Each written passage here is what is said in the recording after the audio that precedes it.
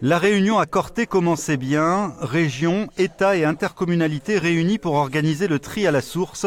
Le président de l'Office de l'environnement se voulait optimiste. La région s'engage bien sûr avec l'État à apporter les financements nécessaires.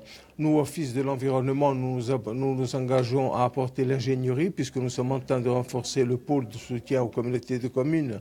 Nous sommes en train de recruter un nouvel ingénieur et nous allons le renforcer avec de nombreux agents.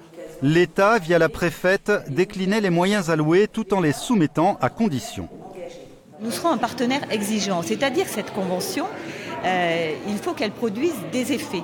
On est responsable de l'usage des deniers publics et moi j'ai beaucoup insisté sur l'évaluation des résultats. Donc là, il faut qu'on se mette d'accord sur des indicateurs, mais il faut que chaque trimestre, on puisse rendre compte de ce qui aura été fait en termes de tri.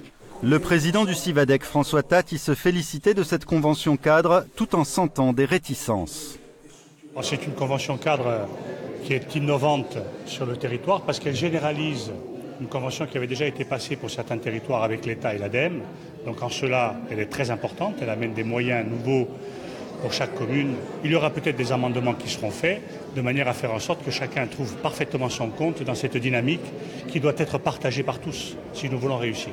Mais certains présidents d'intercommunalités regrettent d'avoir augmenté leurs taxes pour financer le tri et pour ne pas solliciter plus les contribuables, ils demandent des gages.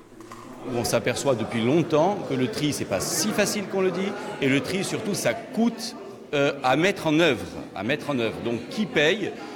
Nos habitants sur le territoire d'une intercommunalité où il y a déjà une forte précarité. Les objectifs, c'est ce que j'essayais de dire aujourd'hui, et évidemment nous les partageons. Le zéro déchet, c'est comme le zéro chômage. Qui peut être contre ces objectifs-là? Reste à les rendre opérationnels, ces objectifs. Gilles Siméoni a renvoyé la signature de la convention à la semaine prochaine, tout en avertissant que la Corse ne pouvait pas souffrir de nouveaux retards sur ce processus.